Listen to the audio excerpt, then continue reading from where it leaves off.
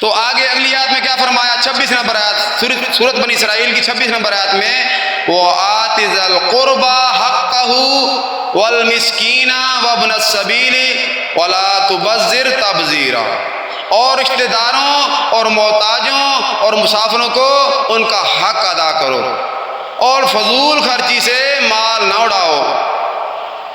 یہ حق دینے ہیں، اگر حق نہیں دیں گے تو ہمارا کیا بنے گا؟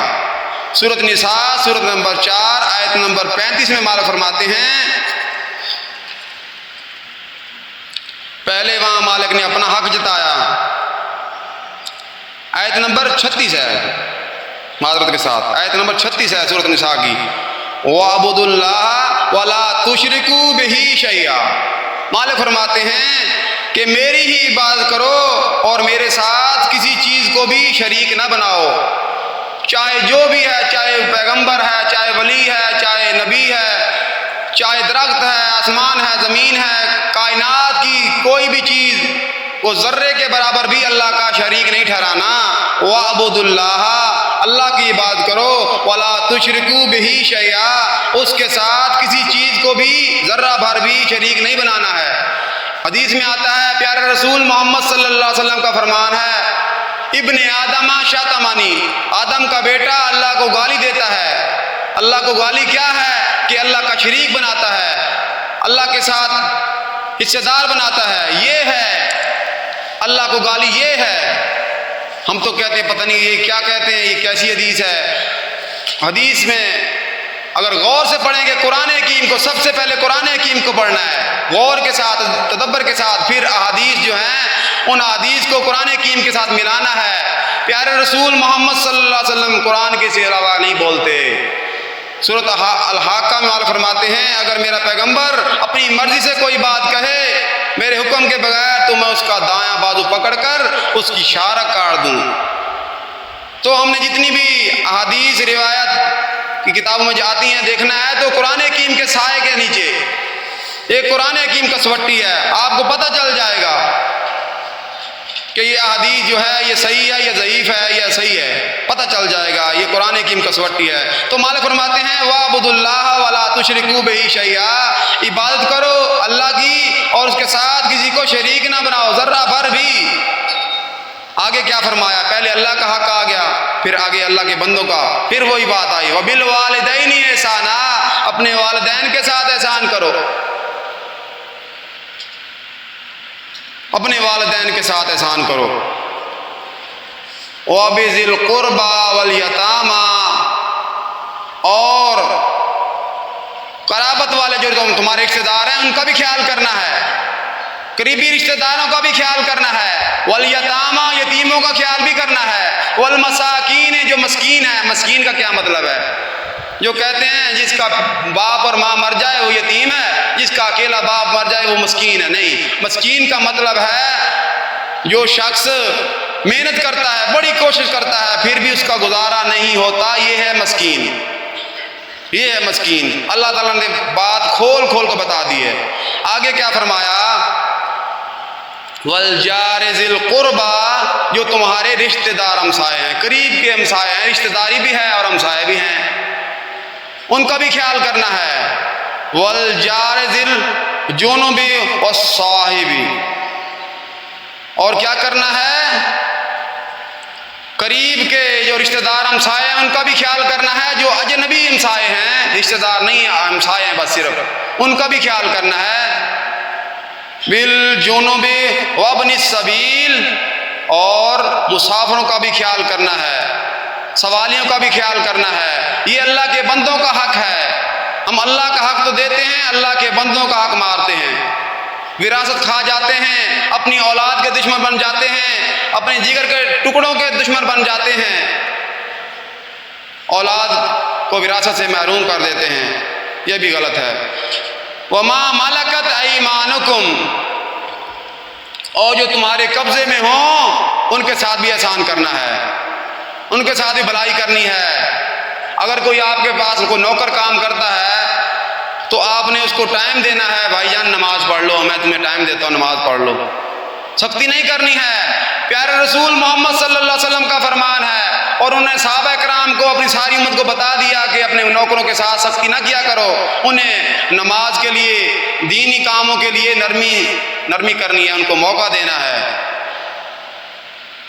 تو آگے کیا فرمایا؟ ان اللہ لا یحب من کان مختالا فخورا،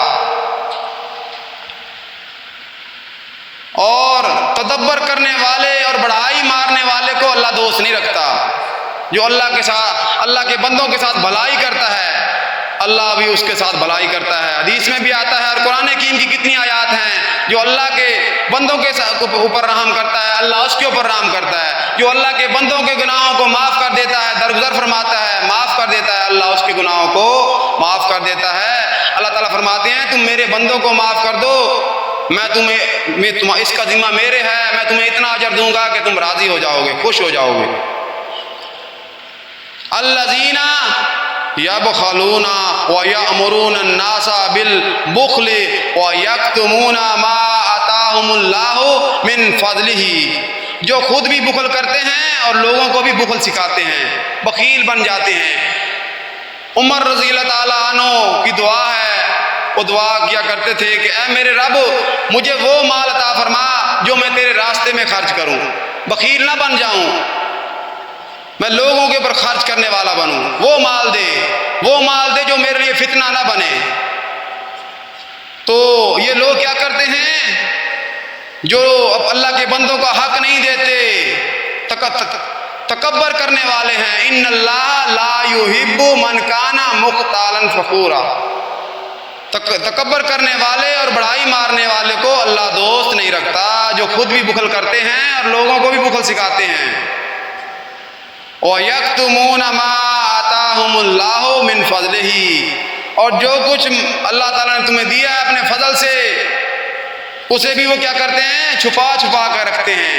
اللہ نے جو مال دیا اسے بھی چھپا کے رکھتے ہیں، کہتے ہیں ہمارے پاس کچھ نہیں ہے، حالانکہ بہت کچھ ہوتا ہے۔ زکوٰۃ کھا جاتے ہیں، عشر کھا جاتے ہیں، غریبوں کا حق کھا جاتے ہیں، رشتہ داروں کا حق۔ میں نے آپ کے سامنے تفصیل بتائی ہے، قرآن حکیم کی بے شمار آیات ہے۔ یہ موضوع بہت بڑا ہے، میرے پاس ٹائم کی کمی ہے، میں نے بہت سی آیات نوٹ کی تھی مگر وہ بیان نہیں کر سکتا، حوالہ دے دوں گا۔ آگے کیا فرمایا؟ وَآتَدْنَا لِلْكَافِرِينَ عَذَابًا مُهِينًا، اور ہم ایسے ہی ناشکرے کو ذلت کا عذاب دیں گے، ان کے لیے ایسے ناشکروں کے لیے ذلت کا عذاب تیار کر رکھا ہے ہم نے، جو کہتے ہیں کچھ بھی نہیں ہے، چھپا کر رکھتے ہیں، بخل کرتے ہیں، مال کو چھپا کر رکھتے ہیں۔ سورۃ بقرہ سورۃ نمبر 2 آیت نمبر 215 میں کیا فرمایا؟ سوال کرتے ہیں صحابہ کرام پیارے رسول محمد صلی اللہ علیہ وسلم سے، یسألونک ماذا ینفقون، اے پیارے رسول محمد صلی اللہ علیہ وسلم ہمیں بتائیے کہ ہم اللہ کے راستے میں کون سا مال خرچ کریں۔ قل ما انفقتم من خیر فللوالدین والاقربین والیتامى والمساکین وابن السبیل، کہہ دیجئے کہ جو چاہو خرچ کرو، لیکن جو مال خرچ کرنا چاہو درجہ بدرجہ استحقاق یعنی ماں باپ کو اور قریب کے رشتہ داروں کو اور یتیموں کو اور محتاجوں کو اور مسافروں کو سب کو دو، اور جو بھلائی تم اللہ کے لیے کرو گے، اللہ کے بندوں کے ساتھ جو بھلائی کرو گے اللہ اسے جانتا ہے، اللہ کو پتہ ہے تم کیا کام کر رہے ہو، کیا بھلائیاں کر رہے ہو، اللہ کو سب معلوم ہے۔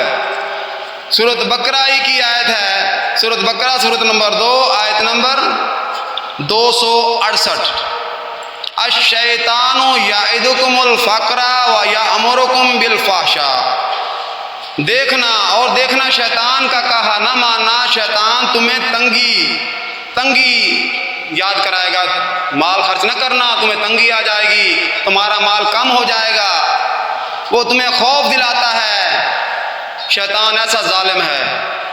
اللہ تعالیٰ فرماتے ہیں وَأَقْرِضُ اللَّهَ قَرْضًا حَسَنًا، تم مجھے قرضہ دو، میں تمہیں اتنا دوں گا، بڑھا کر دوں گا کہ تم خوش ہو جاؤ گے، تم گنتی بھی نہیں کر سکو گے، فَلَهُمْ أَجْرٌ غَيْرُ مَمْنُونٍ، اتنا دوں گا کہ تم گن بھی نہیں سکو گے۔ اتنا مال مالک دیں گے، حقیقت میں دیکھنے میں لگتا ہے کم ہو رہا ہے، حالانکہ کم نہیں ہو رہا ہوتا۔ اللہ تعالیٰ فرماتے ہیں میں دنیا میں بھی دوں گا اور قیامت کے دن تو پورا پورا دوں گا۔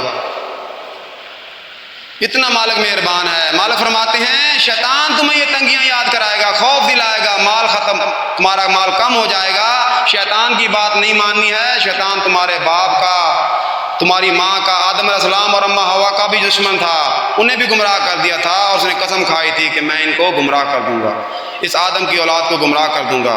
تو مالک فرماتے ہیں شیطان کا کہنا نہیں ماننا ہے۔ واللہ یعدکم مغفرۃ منہ وفضلا، اور شیطان تمہیں بے حیائی کے کام بھی کرنے کو کہتا ہے، اور اللہ تم سے اپنی بخشش کا وعدہ کرتا ہے۔ اللہ تم سے اپنی بخشش کا وعدہ کرتا ہے۔ واللہ یعدکم مغفرۃ منہ وفضلا، اللہ تم سے اپنی بخشش کا وعدہ کرتا ہے اور رحمت کا وعدہ کرتا ہے، اور اللہ بڑی کشائش والا ہے۔ واللہ واسع علیم، اور اللہ سب کچھ جاننے والا ہے۔ ٹائم کی کمی ہے، پھر کبھی موقع ملا تو انشاءاللہ اس موضوع پر بیان کریں گے۔ سبحان ربک رب العزت عما یصفون وسلام علی المرسلین والحمد للہ۔